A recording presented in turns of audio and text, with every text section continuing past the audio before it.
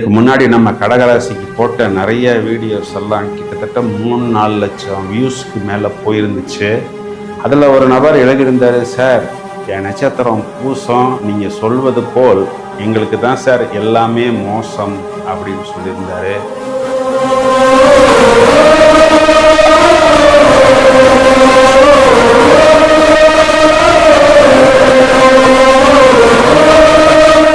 எல்லாத்தையும் விட்டுட்டு பேசாம தெருவில் நின்று பிச்சை எடுத்துடலாங்கிற ஒரு ரேஞ்சுக்கு வந்துட்டேன் சார் அப்படின்னு போட்டிருந்தாரு.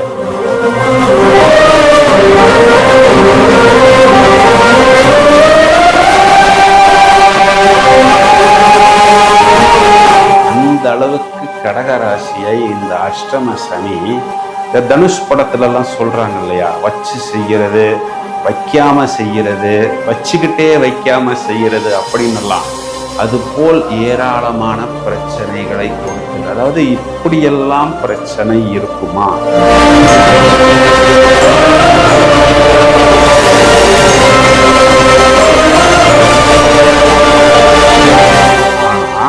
அதற்கு முன்பு சனி பகவான் மகரத்தில் இருந்த பொழுதும் கடகராசியை தெலுங்கு படத்துல எல்லாம் வில்லன் சொல்வார், காலில் மூட்டைப்பூச்சியை போட்டு நசுக்கிற மாதிரி உன்னை நசுக்கிறேன் பாருங்க, அதுபோல் இவர்களை நசுக்கியது.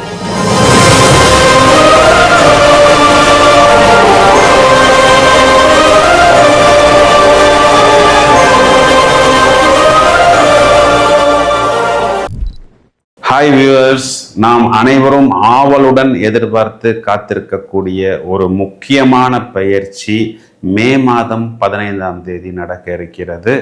குரு பெயர்ச்சி. அதாவது இந்த விஸ்வாவசு என்ற ஒரு வருடம் பிறந்தவுடன் 2 முக்கியமான பயிற்சிகள் வருகிறது. ஒன்று ராகு கேது பயிற்சி, மற்றொன்று குரு பயிற்சி. மேலோட்டமாக பார்க்க போனால் இந்த 2 பயிற்சிகளுக்குமே ஒரு லிங்க் இருக்கு. என்ன லிங்க் அப்படின்னு கேட்டிங்கன்னா, குரு என்ற கிரகம் ராகுவை பார்க்க இருக்கிறார். குரு பார்க்க கோடி நன்மை என்பது அனைவருக்குமே நன்றாகவே தெரியும். இந்த விஸ்வா என்பது பொதுவாக மக்களையும், அதாவது அனைவரையுமே குறிக்கக்கூடியது. வசு என்ற சொல்லுக்கு சம்பத், அதாவது அனுகூலம், ஐஸ்வர்யம் என்று அர்த்தம். இப்பொழுது அஷ்ட வசுக்கள் என்று நாம் சொல்கிறோம் அல்லவா, அதாவது நிறைய பேருக்கு வசுக்கள், அதாவது சம்பத்துக்கள், அனுகூலங்கள், ஐஸ்வர்யங்கள் கிடைக்கக்கூடிய வருடமாகத்தான் இந்த விஸ்வாவசு வருடம் அமைய இருக்கிறது. இந்த குரு பயிற்சியை நிறைய பேர் ஆவலுடன் எதிர்பார்த்து காத்து கொண்டிருக்கிறார்கள். ஏன் அப்படின்னா, வழக்கமாக ஒரு குரு பயிற்சி நடக்கும் பொழுது ஒரு சில ராசிகளுக்கு நன்மை நடக்கும், ஒரு சில ராசிகளுக்கு கொஞ்சம் அனுகூலம் இல்லாத பலன்கள் நடக்கும். ஆனால் இந்த தடவை மேலோட்டமாக பார்த்தாலே அனைத்து ராசிகளுக்குமே நல்ல அனுகூலமான பலன்கள் கிடைக்கிறது. அதிலும் ஒரு சில குறிப்பிட்ட ராசிகளுக்கு எதிர்பாராத விபரீத ராஜயோகமும் கிடைப்பதற்கு தயாராக இருக்கிறது. மேலும் காலபுருஷ சக்கரம் மேஷத்திலிருந்து தொடங்கும் பொழுது பாக்யாதிபதி குரு சொந்த வீட்டை பார்க்க இருக்கிறார். மேலும் மேஷத்திற்கு 7ஆம் வீடு என்று சொல்லக்கூடிய களத்திரம் தொடர்புகள் ஸ்தானத்தை குரு பகவான் 5ஆம் பார்வையாக பார்க்க இருக்கிறார். இதையும் தவிர மேஷத்திற்கு லாபஸ்தானம் என்று சொல்லக்கூடிய கும்பராசியை குரு பகவான் 9வது பார்வை, அதாவது விசேஷ பார்வையாக பார்க்க இருக்கிறார். இந்த 11வது வீட்டில் தான் ராகு என்ற கிரகம் வந்து அமர இருக்கிறது. இந்த குரு ராகு பார்வை என்பது குரு சண்டாள யோகமாக செயல்படுவதற்கு தயாராக இருக்கிறது. அதாவது மேலோட்டமா பார்த்தோம்னா, இந்த ராகுங்கிறது ஒரு இருள் கிரகம். இந்த இருள் கிரகமானது நன்மையும் கொடுக்கும், தீமையும் கொடுக்கும், தான் அமர்ந்திருக்கக்கூடிய இடத்தை பொறுத்து. ஆனால் இந்த தடவை ராகு என்பவர் நன்மையை மட்டும்தான் கொடுக்க வேண்டும் அப்படிங்கிற ஒரு ஃபார்முலால, ஒரு கட்டளையில் வந்து அமர்கிறார். ஏன் அப்படின்னா, குரு ராகுவை பார்ப்பதனால் அதன் இருள் விலகி சுபக்கிரகமாக மாறி அனுகூலமான பலன்களை இந்த ராகு என்பவர் இனி கொடுப்பதற்கு தயாராக இருக்கிறார். நிறைய பேர் இந்த குரு பயிற்சியை ரொம்பவும் ஆர்வமாக எதிர்பார்த்து காத்திருக்கிறார்கள். ஒவ்வொரு ராசிக்கும் இந்த குரு பயிற்சி என்ன செய்ய போகிறது என்பதை இப்பொழுது துல்லியமாக காண்போம்.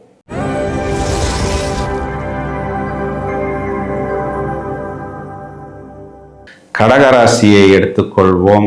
அதாவது இதுக்கு முன்னாடி நம்ம கடகராசிக்கு போட்ட நிறைய வீடியோஸ் எல்லாம் கிட்டத்தட்ட 3-4 லட்சம் வியூஸ்க்கு மேலே போயிருந்துச்சு.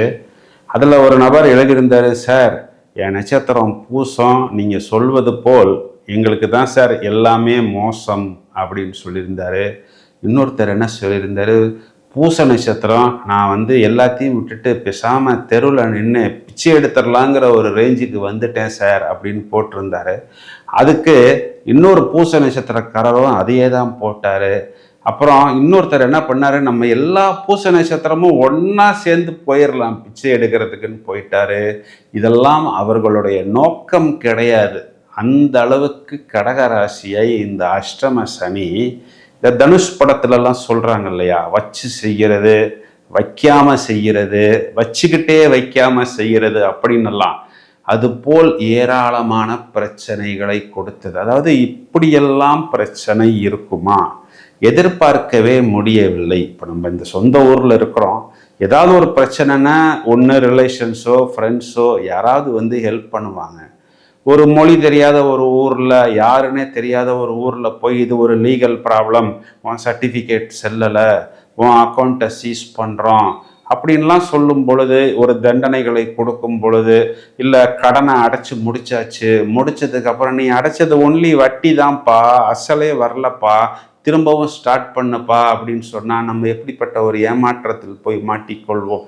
இந்த மாதிரி இவர்களுக்கு திரும்ப திரும்ப திரும்ப பிரச்சனை, நோய், கடன், எதிரி. அந்த நோயினா போனால் எல்லாம் முடிச்சுட்டு இந்த ட்ரீட்மெண்ட் ஒர்க் அவுட் ஆகலைம்பாங்க. அதை முதல் நாள்லேயே சொல்லியிருந்தால் அட்லீஸ்ட் அந்த ட்ரீட்மெண்ட்டுக்கு நம்ம செலவு பண்ணினால் லட்சக்கணக்கான காசையாவது மிச்சப்படுத்தியிருக்கலாம். அதுக்கப்புறம் சரி இது ட்ரீட்மெண்ட்டில் செலவாகலை, போய் சித்தால பார்த்தா இது என்னன்னே கண்டுபிடிக்க முடியல, சரி இதுக்கு ஏதாவது பரிகாரம் பண்ணலான்னு பார்த்தா அதுக்கு உண்டான அமைப்பும் வரலை.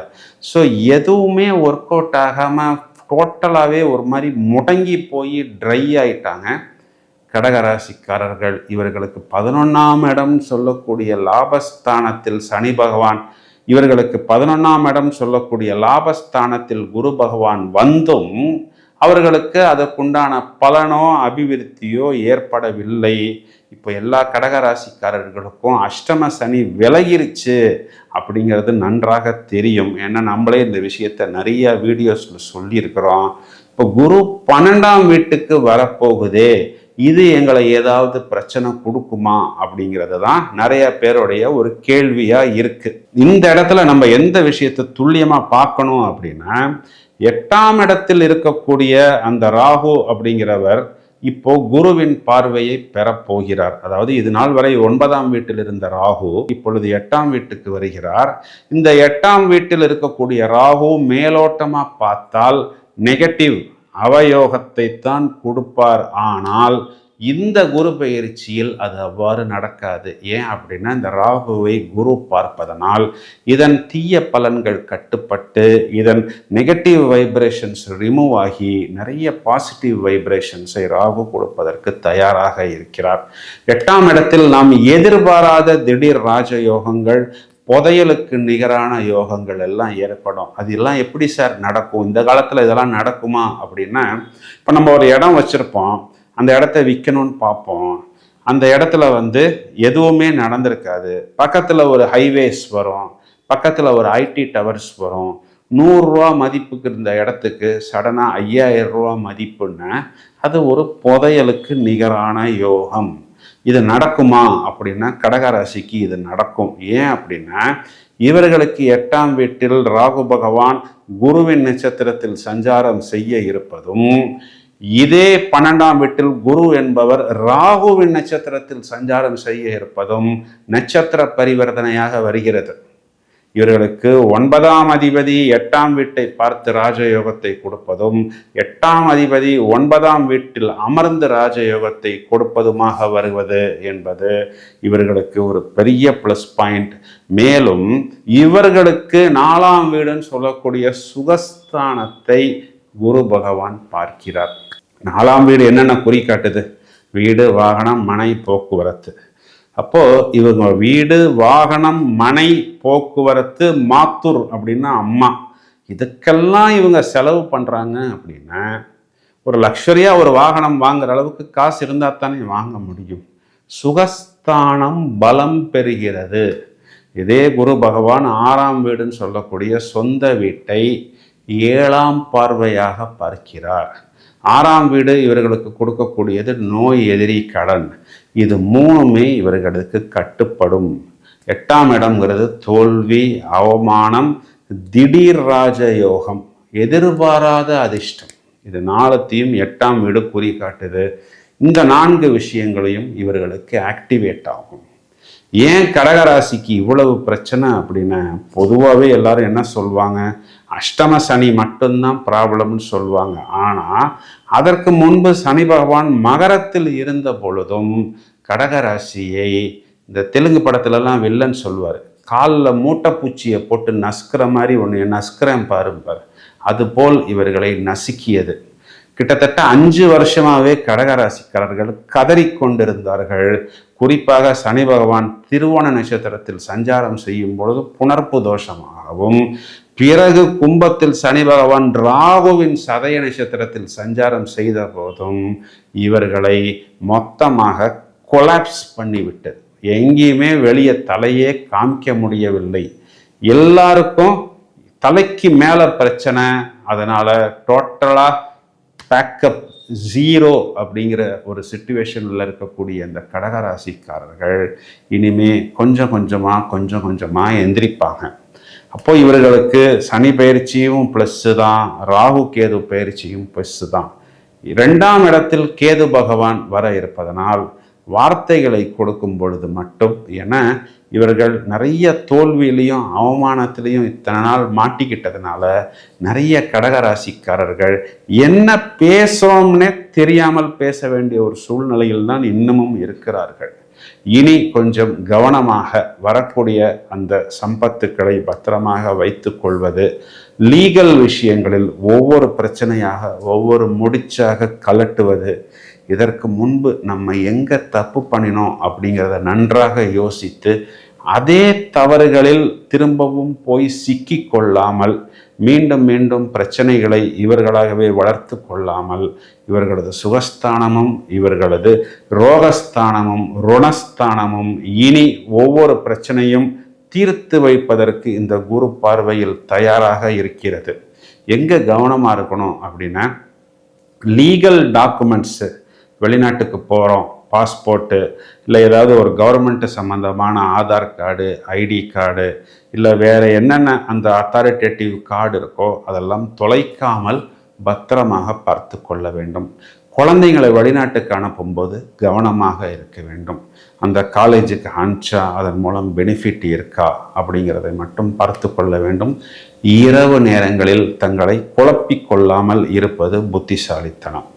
வியாழக்கிழமைகளில் தொடர்ச்சியாக குரு வழிபாடு செய்வது, அதையும் தவிர பெருமாள் கோயிலில் இருக்கக்கூடிய யானைகளுக்கு இனிப்பு, அதாவது கரும்பு இல்லைன்னா இந்த பெரிய வெல்லம், இந்த மாதிரி யானைகளுக்கு, கோயிலில் இருக்கக்கூடிய யானைகளுக்கு இனிப்பு கொடுப்பது, பழங்கள் கொடுப்பது இவர்களுக்கு ஒரு நல்ல பரிகாரமாக இருக்கும்.